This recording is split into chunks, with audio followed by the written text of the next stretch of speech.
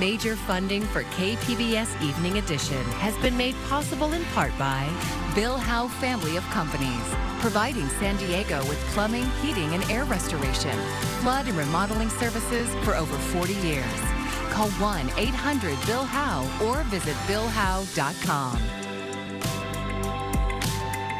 And by the Conrad Trebas Foundation, Darlene Marco Shiley, and by the following.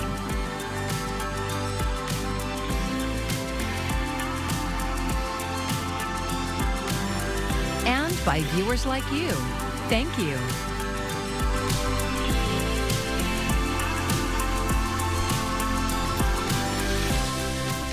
Good evening, I'm Maya Trabulsian. Thank you for joining us. Community college leaders in San Diego and Chula Vista are taking a stand against the Trump administration's fight to end diversity initiatives in schools.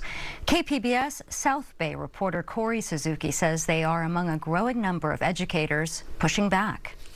In a memo last month, the U.S. Department of Education told schools across the country to stop using any kind of race-based preferences on campus.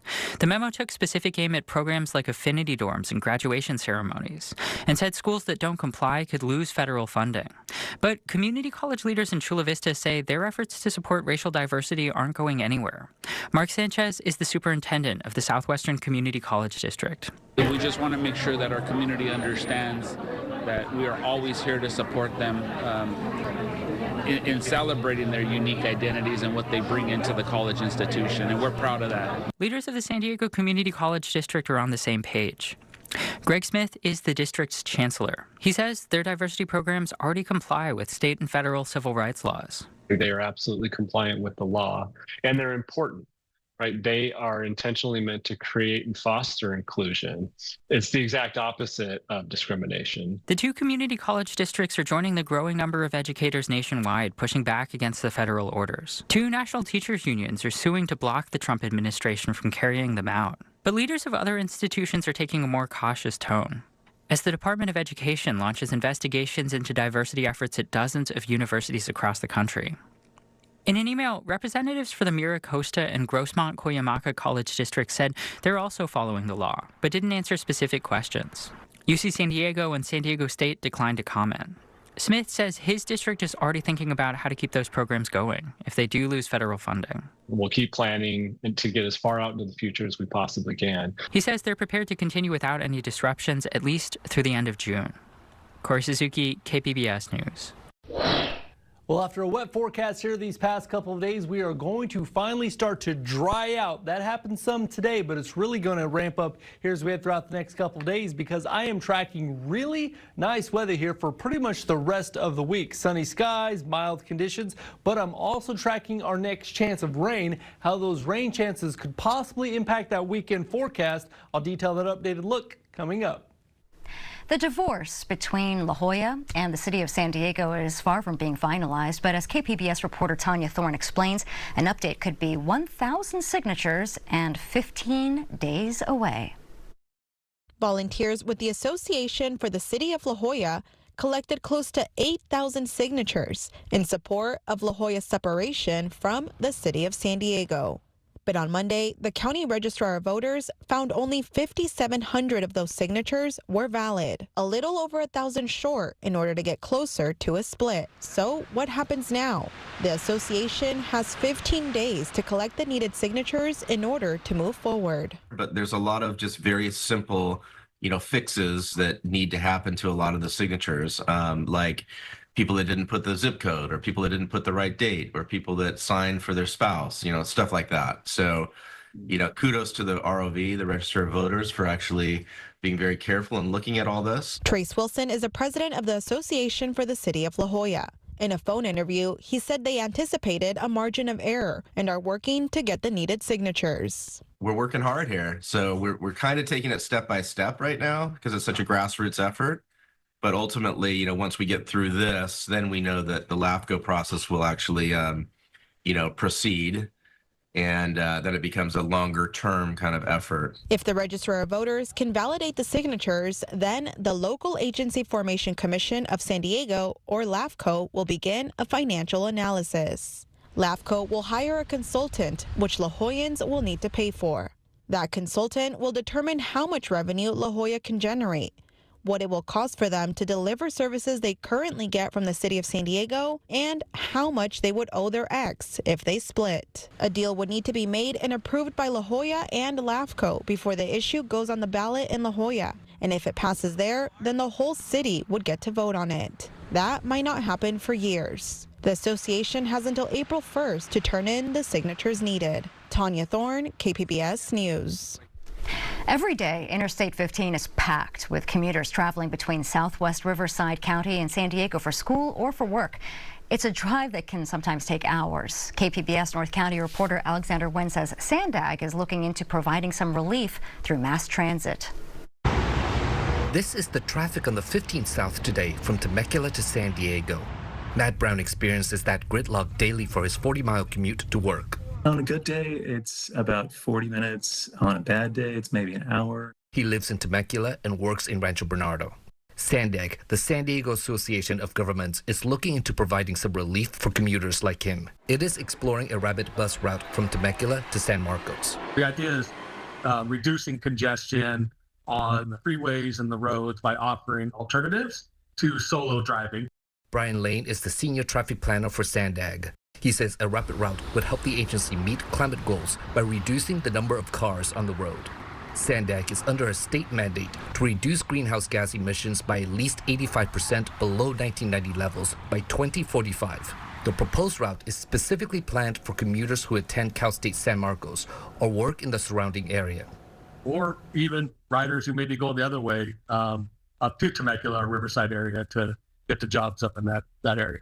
Brown welcomes the idea of a rapid route from Temecula to North County. If it all really worked out, I'd take it every day. And it's so relaxing to sit down and read a book, have coffee, not really worry about the people around you. He says the only thing that concerns him is the last mile, getting from the bus stop to his office.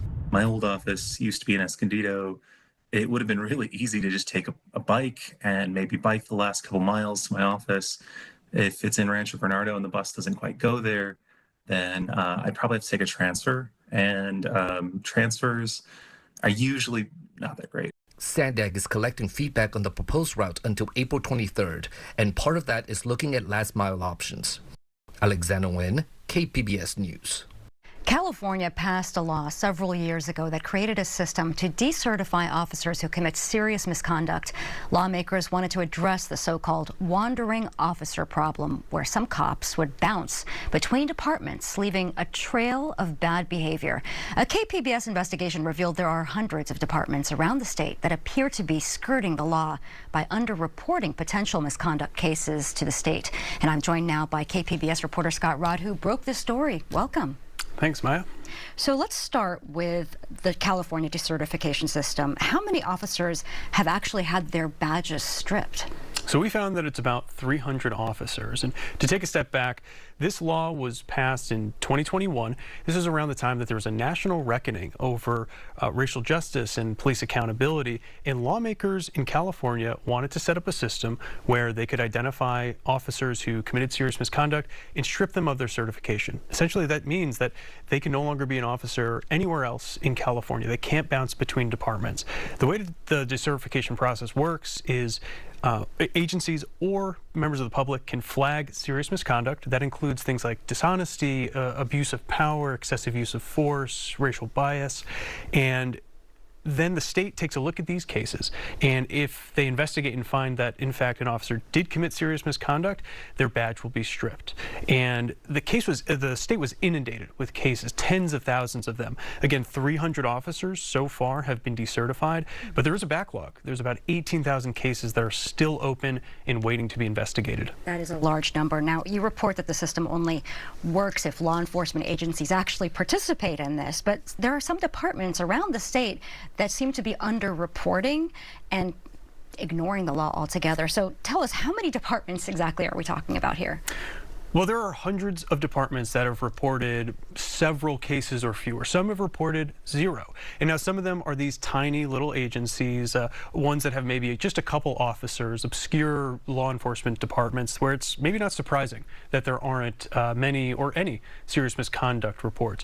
But there are some that are mid-sized departments that are city police departments, some sheriff's offices, some campus police departments where there are just maybe several cases or 0. And that is alarming for people who are keeping an eye on this, including Stephen Bradford. He's the former state senator who introduced the law that created the decertification system.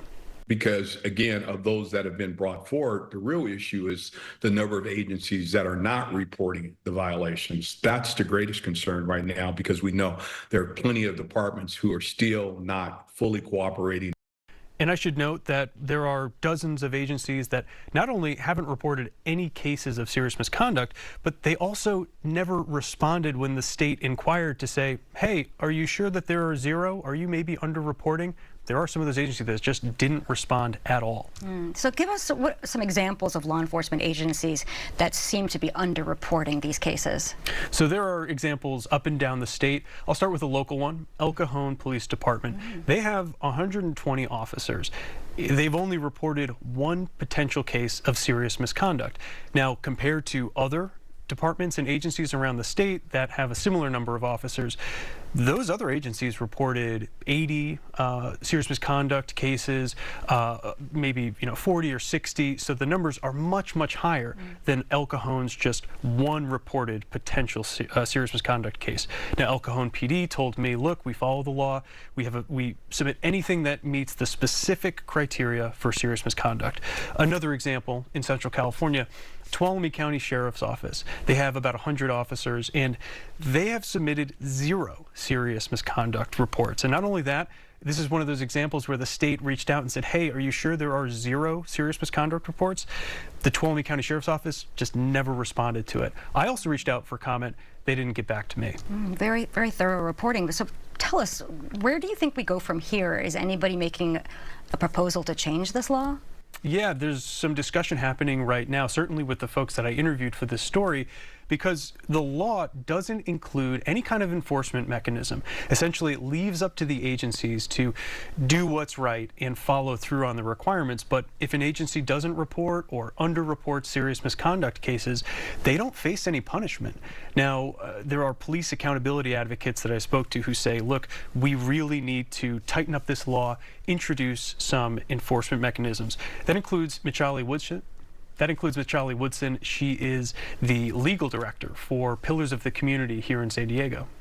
That's the only way to have true accountability, right? And meaningful accountability is if they are required to participate in this process. Now, any changes would require follow-up legislation. It should be noted there hasn't been anything introduced yet that would follow up on this law and make tweaks to it. Oh, very interesting work. Thank you so much, KPBS investigative reporter Scott Rodd. Thank you. Now, if you have a tip for KPBS's investigations team, you can send an email to investigations@kpbs.org, or you can message them on our secure signal line at the number that you see on your screen, 619-594-8177. I'm Amna Nawaz. Tonight on the NewsHour, President Trump and Russian President Vladimir Putin agree to a limited ceasefire in Ukraine. That's coming up at 7 after Evening Edition on KPBS. Just 3 months into 2025, the number of measles cases in the U.S. has already surpassed the total for all of last year. The U.S. reached 321 cases as of today, many of them reported in Texas and New Mexico.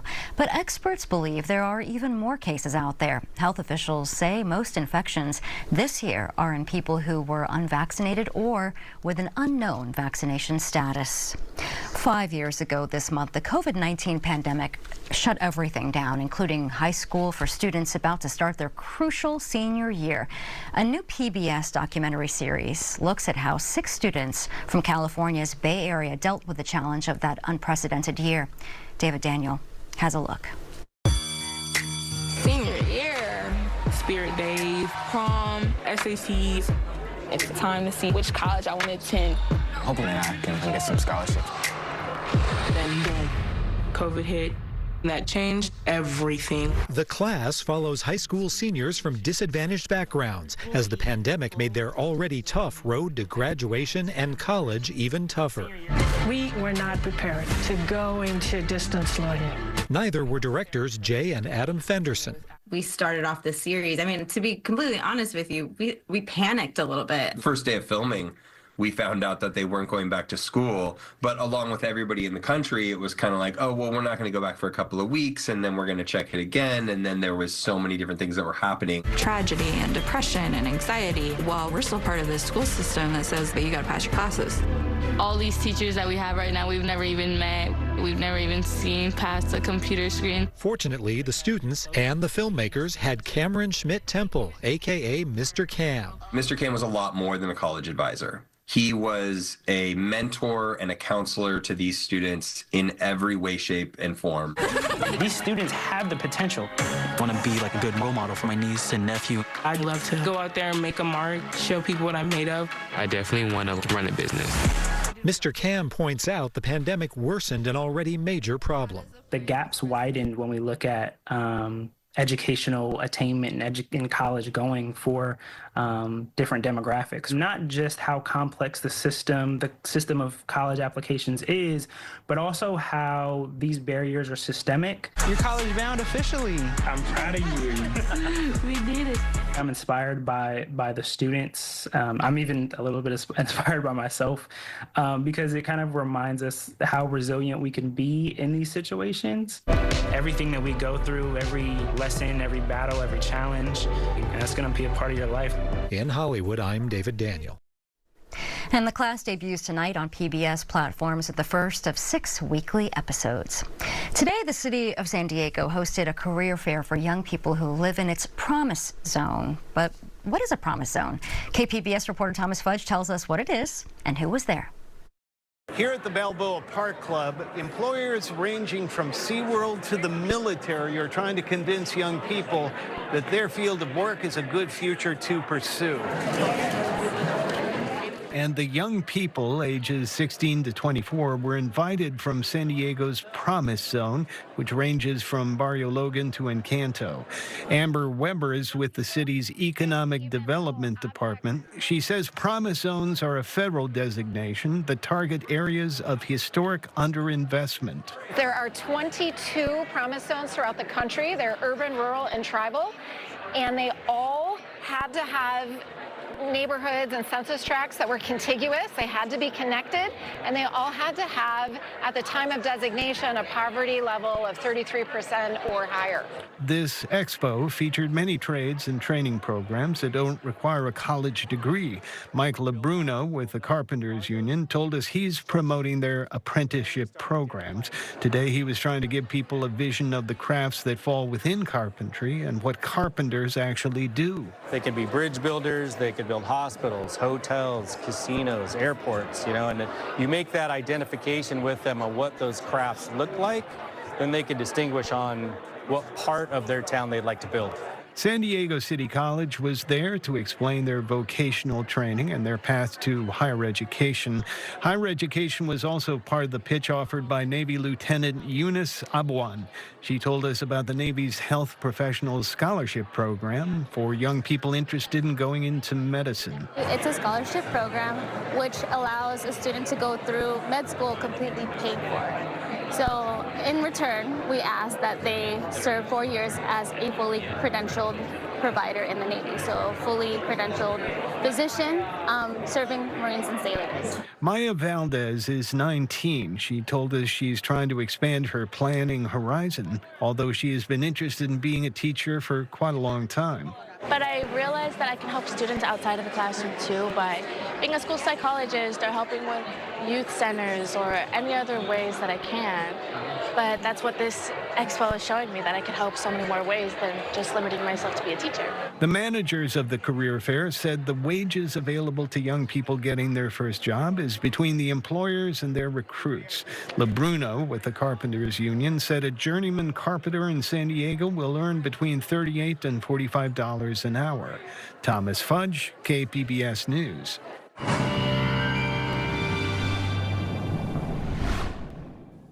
Well, after a wet forecast over the weekend, we finally got to see some sunshine today and finally started to dry out. And we're going to see clear skies even as we head into tonight. Some clouds near the coast, but overnight lows will be a mix of 30s and 40s primarily. A little bit cooler here across parts of the mountains, but overnight lows will be a mix of 40s. 41 tonight in Oceanside.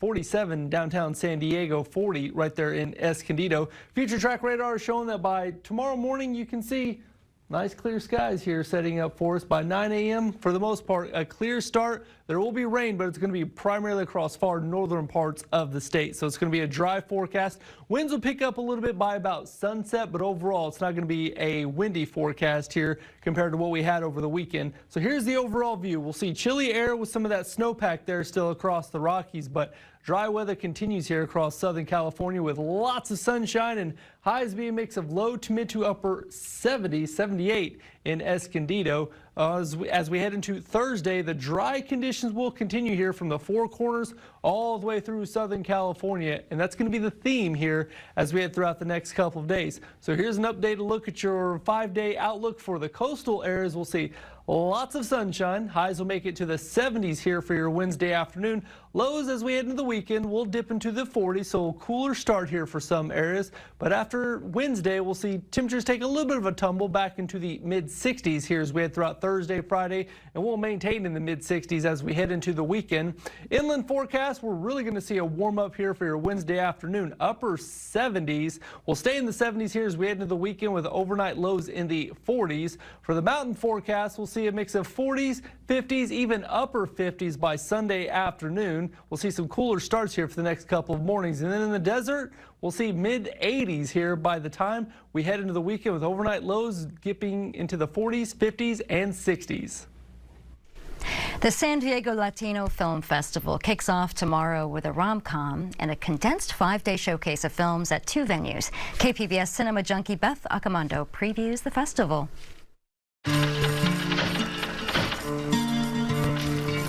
San Diego Latino Film Festival has a rich history that executive director Ethan Vontillo has been a part of from the very beginning. Well, 32 years, it's just incredible. You know, we started this as a small student film festival.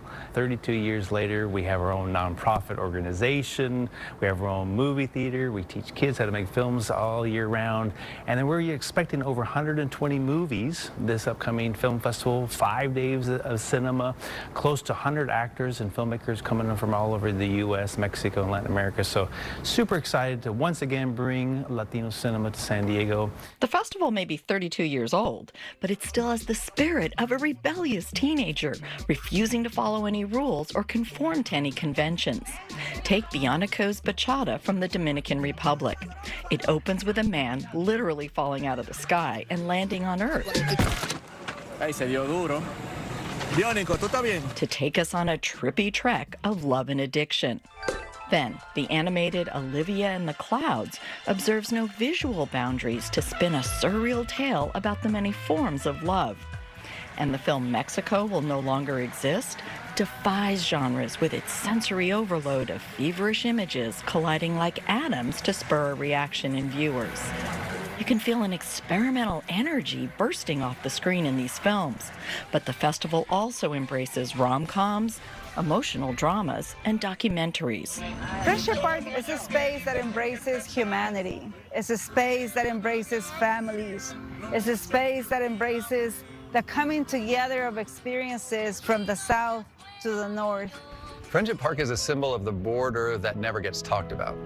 People come to this park to be able to be face-to-face with their loved ones. And Friendship Park saw all the beautiful things about the U.S.-Mexico border. And sadly, those beautiful things about the U.S.-Mexico border just hardly ever make the news. All the films share one purpose: to present a diverse and honest portrait of the Latino and Latinx community. We're definitely in a situation now in our current political climate.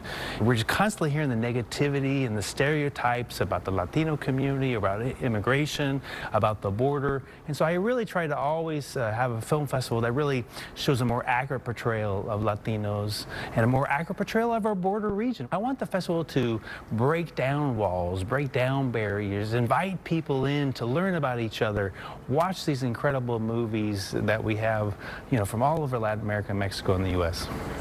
This year, the festival is shorter than usual, just 5 intense days, primarily because of construction impacting the AMC Mission Valley theaters where films will be screening.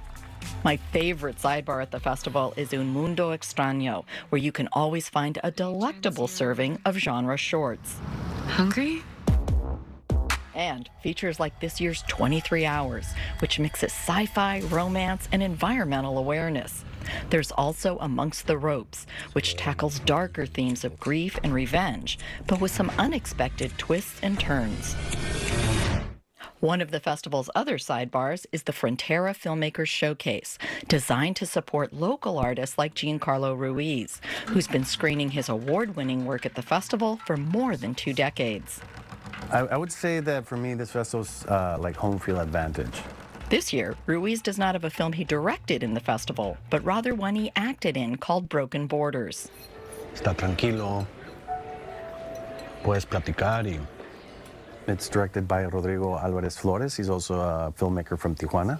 It's a story about a family. So the story's told in 3 points of view, basically. So it's a mother and 2 kids, and you see what happens to them during their day. Very non-linear, very interesting, like points of view, and I think it's very fresh. At 32, the San Diego Latino Film Festival remains fresh and vibrant, providing the city with a cultural celebration that's more important than ever at this moment in history. Beth Accomando, KPBS News. And you can find tonight's stories on our website, kpbs.org.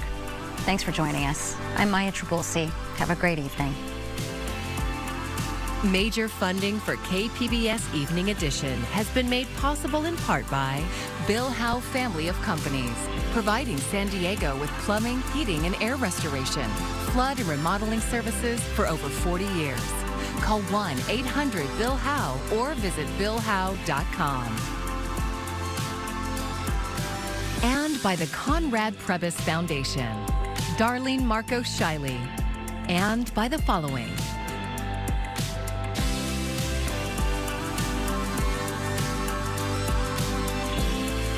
And by viewers like you. Thank you.